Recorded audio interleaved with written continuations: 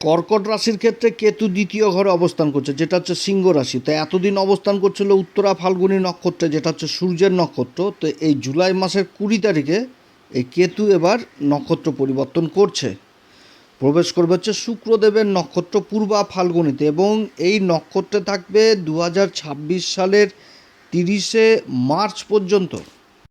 প্রায় 250 দিনের গোচর, এই কেতুর গোচর শুক্রের নক্ষত্রে এবার হতে যাচ্ছে।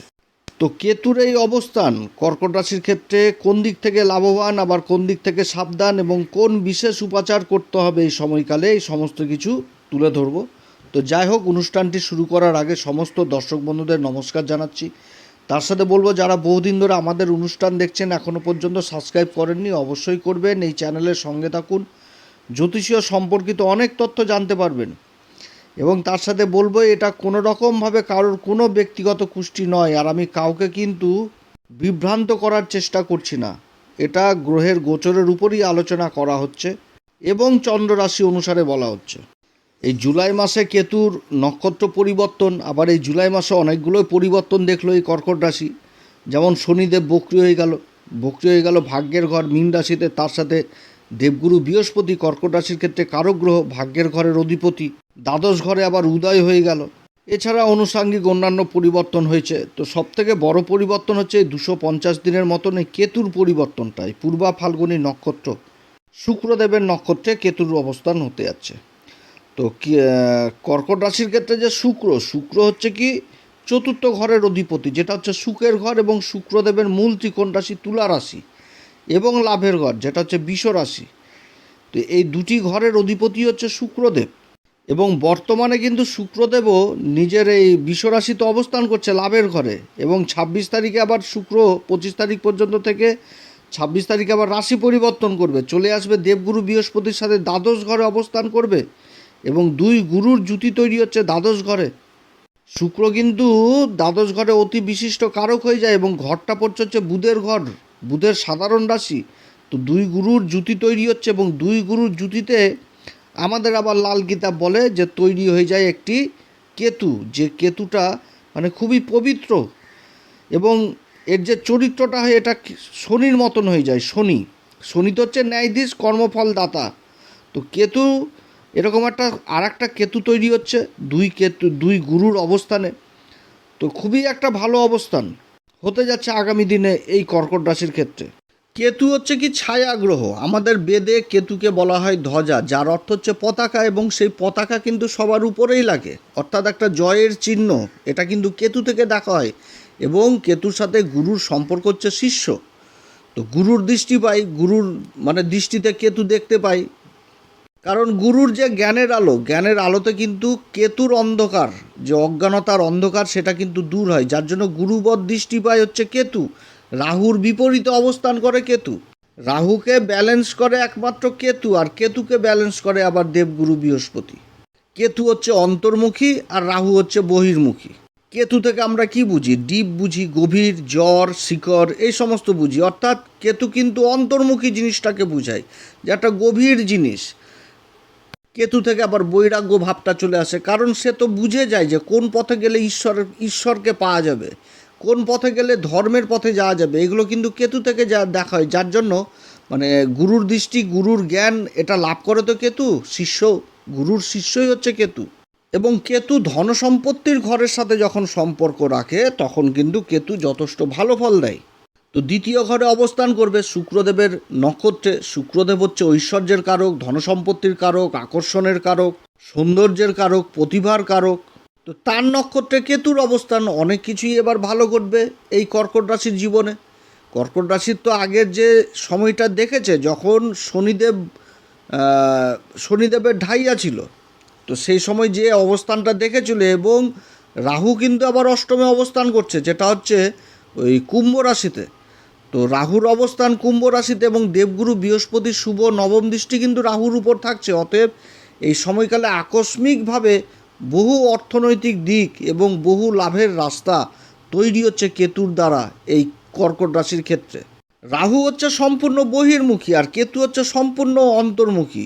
কেতু আর রাহুর মধ্যে তফাৎটা কি, যে যদি কোনো একটা ধার্মিক অনুষ্ঠান হয়, তো রাহু কিন্তু আড়ম্বর সাড়ম্বর দিয়ে সে ধার্মিক অনুষ্ঠান করবে, সাজা গোজা, প্যান্ডেল, ঢাক ঢোল, খাওয়া দাওয়া, লোক দেখানো, মানে লোক দেখিয়ে পূজা করবে। অন্তরে ভক্তি অবশ্যই থাকবে, সেটা না, কিন্তু কেতু এই জায়গাটাতে কী হবে, অন্তর্মুখী হয়ে যাবে, যে ও পূজা অর্চনা করবে কিন্তু পূজা করার রীতিটা ভিন্ন হয়ে যাবে, সে অন্ধকার ঘরে যে ঈশ্বরের নাম জপ করবে, তাতেই কিন্তু কেতু আনন্দ। তো যার জন্য সাধু সন্ন্যাসীদের সাথে কেতুকে কিন্তু তুলনা করা হয়েছে, সাধু সন্ন্যাসীদের সাথে কেতুকে তুলনা করা হয়েছে। গা ভর্তি সোনা, কয়েক লক্ষ কোটি কোটি টাকার মালিক, তারাও কিন্তু ওই সাধু সন্ন্যাসীদের পায়ে পড়ে তাদের কাছ থেকে ব্লেজিং নেওয়ার জন্য, তাদের কাছ থেকে আশীর্বাদ নেওয়ার জন্য। আর এই সাধু সন্ন্যাসীই হচ্ছে কিন্তু কেতু, যার জন্য কেতু থেকে বৈরাগ্য ভাবটাকে দেখা হয়। তো পূর্বা ফাল্গুনী নক্ষত্র, এই নক্ষত্র যে 4টি চরণ, এই 4টি চরণই পরে সিংহ রাশিতে। পূর্বা ফাল্গুনী নক্ষত্র খুবই পবিত্র নক্ষত্র, সৌভাগ্যের দেবতা। এই যে পূর্বা ফাল্গুনী নক্ষত্রের অধিপতি হচ্ছে শুক্র এবং অধিপতি দেবতা হচ্ছে ভাগ। ভাগ হচ্ছে কি, সৌভাগ্যের দেবতা।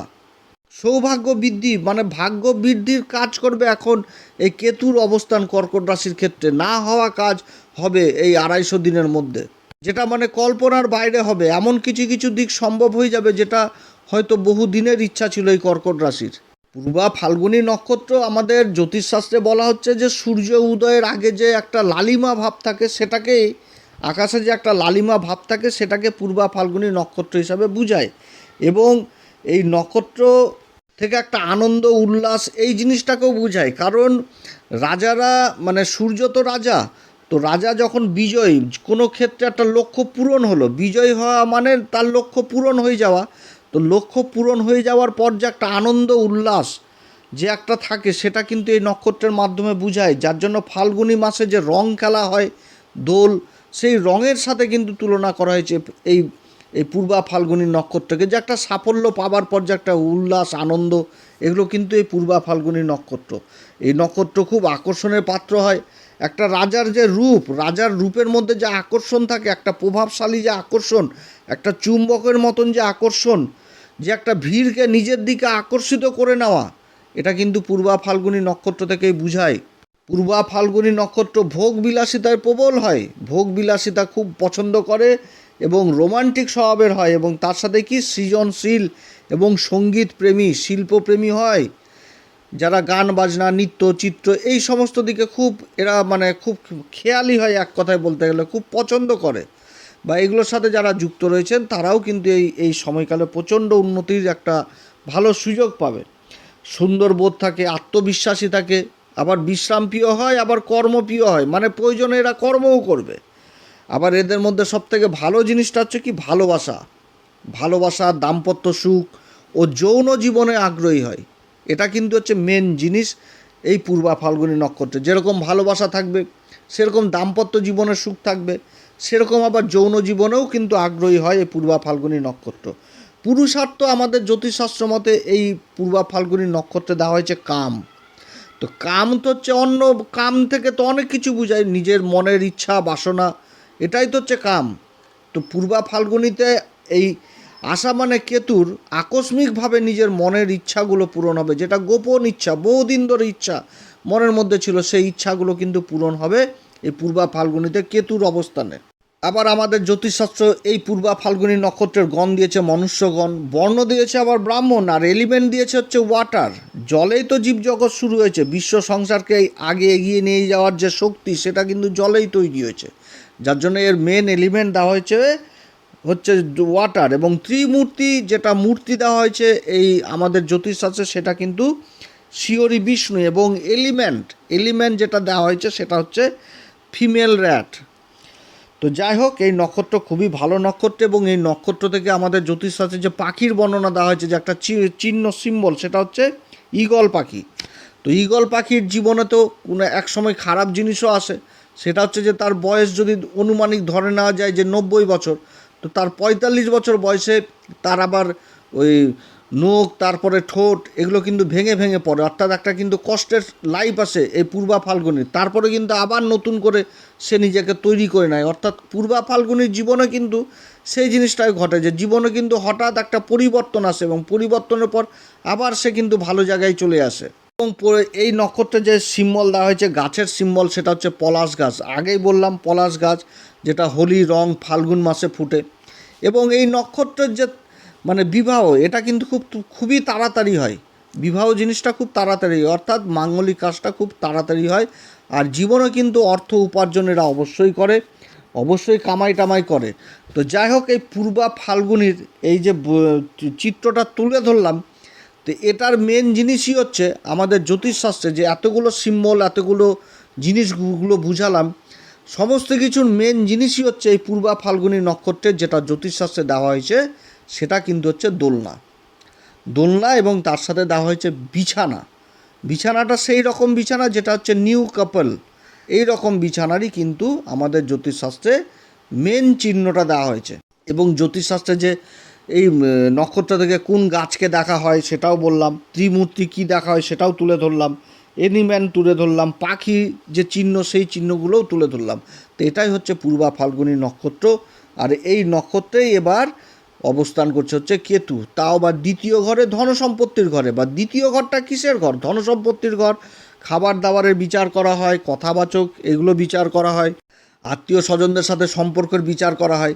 তাহলে কেতু যে এই নক্ষত্রে দ্বিতীয় ঘরে অবস্থান করবে সিংহ রাশিতে, তাহলে কী রকম প্রভাব দিবে? এবার সিংহ রাশি এমন একটি রাশি যে এইখানটাতে কোনো গ্রহ অবস্থান করলে, এটা তো রাজার ঘর, রাজার ঘরেতে কেউ চট করে খারাপ ফল দিতে পারবে না। কারণ রাজার ঘরে যে প্রবেশ করবে তার উপর সবার কিন্তু দৃষ্টি থাকে, যার জন্য রাজার ঘরে কিন্তু গ্রহরা চট করে খারাপ ফল দিতে পারে না।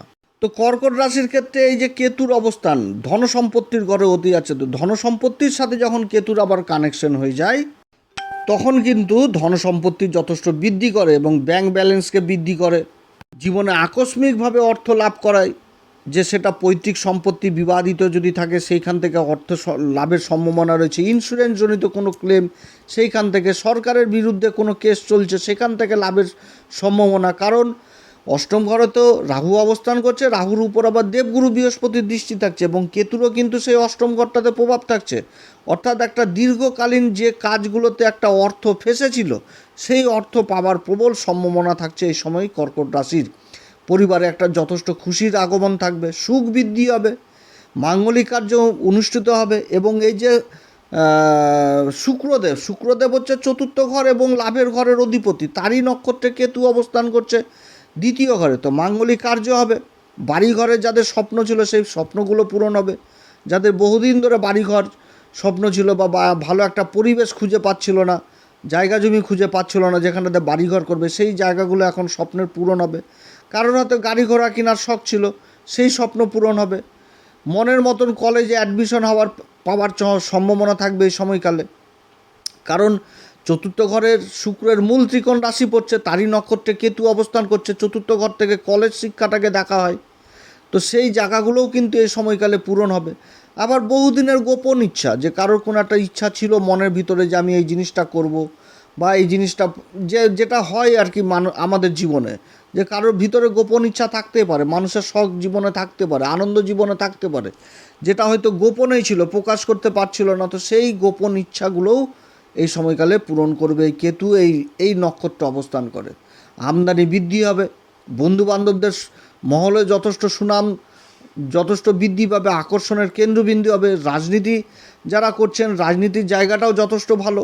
যারা রাজনীতির সাথে যুক্ত রয়েছেন, বক্তৃতার কাজের সাথে যারা যুক্ত রয়েছেন, যারা বক্তৃতা দিচ্ছেন, তাদের বক্তৃতার দক্ষতা যথেষ্ট বৃদ্ধি পাবে। কথাবাচক হিসাবে যারা কাজ করছেন, অ্যাডভাইজার হিসাবে কাজ করছেন, সেলসের কাজে রয়েছেন, মিডিয়ার কাজে যুক্ত রয়েছেন, তাদের জন্য এই সময়কাল যথেষ্ট ভালো, যথেষ্ট ভালো। রাজনীতিতে বিশেষ দায়িত্ব লাভ করা বা নিজের কর্মক্ষেত্রে বিশেষ লাভ করা দায়িত্ব, যারা ওকালতি, চার্টার অ্যাকাউন্টেন্ট, এই সমস্ত দিক থেকে যথেষ্ট ভালো।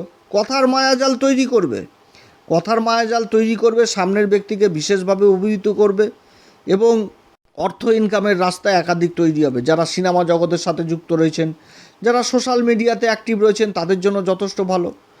তবে যারা আবার খাবার দাবারের কাজের সাথেও যুক্ত রয়েছেন, তারাও বিশেষভাবে সফলতা পাবে। কিন্তু আবার এই জায়গাটাতে নিজের শরীর স্বাস্থ্যের দিকেও যথেষ্ট খেয়াল রাখতে হবে, কারণ এটা দ্বিতীয় ঘর, খাবার দাবারের ঘর। অতএব নিজের খাবার দাবারের দিকেও যথেষ্ট খেয়াল রাখতে হবে, না তো বেশি ভোগ বিলাসিতার দিকে গেলে। শুক্র দ্বাদশ ঘরে অবস্থান করছে এবং দেবগুরু বৃহস্পতিও দ্বাদশ ঘরে অবস্থান করছে। তো পেটজনিত সমস্যা, ডায়াবেটিস, তারপরে লিভারজনিত প্রবলেম এগুলো দিয়ে দিবে, তার সাথে আবার পাইলসজনিত সমস্যাও দিয়ে দিবে, গোপন অসুখগুলোও বৃদ্ধি করে দিবে। এগুলো দিকে বিশেষ সতর্ক, এবং তার সাথে ব্যভিচারে কিন্তু এই সময় লিপ্ত হওয়া যাবে না। নিজের চরিত্রের দিকেও যথেষ্ট খেয়াল রাখতে হবে, কারণ কেতুর যে প্রভাব সেটা কিন্তু কর্মের ঘরেও থাকছে। অতএব কর্মের ঘরে বিপরীত লিঙ্গের প্রতি বিশেষভাবে এই সময় আকর্ষণ জন্মাবে। তো নিজের চরিত্রের দিকে কিন্তু যথেষ্ট খেয়াল রাখতে হবে, না তো কিন্তু কলঙ্কিত হওয়ারও সম্ভাবনা এই সময়কালে থাকবে। যারা জায়গা জমি সংক্রান্ত কাজের সাথে যুক্ত রয়েছেন সেই সমস্ত কাজগুলো ভালো হবে। যারা প্রপার্টি সম্পর্কিত কোনো কাজের সাথে যুক্ত রয়েছেন সেই কাজগুলো যথেষ্ট ভালো হবে। অর্থাৎ এই নক্ষত্রে যথেষ্ট ভালো প্রভাব পড়বে এই কর্কট রাশির। যেই কাজে যুক্ত থাকুক সেখানটাতে যেরকম প্রতিভা সবার সামনে উঠে চলে আসবে, একটা গুণ প্রকাশ পেয়ে যাবে, আকর্ষণের কেন্দ্রবিন্দু হবে, ভিড়কে নিজের দিকে নিয়ে আসতে পারবে। কেরিয়ারের দিক থেকে যথেষ্ট ভালো, এবং বাড়িতে আবার যাদের বিবাহ সম্বন্ধ হচ্ছিল না দীর্ঘদিন ধরে, সেই বিবাহের জায়গাটাও কিন্তু এই সময়কালে যথেষ্ট উন্নতি হবে। যাদের বিবাহ হচ্ছিল না তাদের বিবাহের একটা সম্বন্ধ আসা এই সময়কালে চালু হবে। তো যাই হোক, পূর্বা ফাল্গুনী নক্ষত্রে কেতুর কিন্তু এরকমই রেজাল্ট হবে। তো সবার ক্ষেত্রে যে সমান হবে সেটা না। যাদের জন্মছকে এখন কেতুর দশা, কেতুর মহাদশা, অন্তর্দশা চলছে, তারা বিশেষভাবে প্রভাবিত হবে। তবে একটাই কথা বলবো, যাদের জন্মকুষ্ঠিতে গ্রহের অবস্থান খারাপ রয়েছে তারা অবশ্যই আশেপাশে ভালো জ্যোতিষীয় পরামর্শ নেবেন। আপনারা এই সময়কালে কোন উপাচার করবেন? প্রত্যেক দিন হনুমান চল্লিশা, বজ্রংবাণ, শ্রীরাম সীতার প্রণাম মন্ত্র সহকারে পাঠ করবেন। যারা গুরুর দীক্ষা নেননি অবশ্যই গুরুর দীক্ষা নেবেন। মন্দিরে পূজারীদের পা ছুঁয়ে আশীর্বাদ নেবেন। আসন দান করবেন, কলা দান করবেন, পাকা মানিক কলা। এছাড়া প্রবাহমান জলে কাকদি লেবু, যেগুলো হলদে রঙের লেবুগুলো, সেই লেবুগুলো প্রবাহ করবেন, যথেষ্ট ভালো ফল পাবেন। এবং যদি সম্ভব হয় বন্ধু বান্ধব আত্মীয় স্বজনদের মধ্যে ফুচকা খাওয়াবেন, তাতেও কিন্তু যথেষ্ট ভালো রেজাল্ট এই সময়কালে পাওয়া যাবে। তো অনেক কথা আলোচনা করলাম, এরপরে আবার আসবে একটি নতুন পর্ব নিয়ে। যদি এই আলোচনা সত্যিই ভালো লাগে তাহলে নিজের ভেবে এই অ্যাস্ট্রো এস এম বাংলা চ্যানেলকে অবশ্যই সাবস্ক্রাইব করবেন। এরপরে আবার একটি নতুন পর্ব নিয়ে আসবো। নমস্কার, ধন্যবাদ।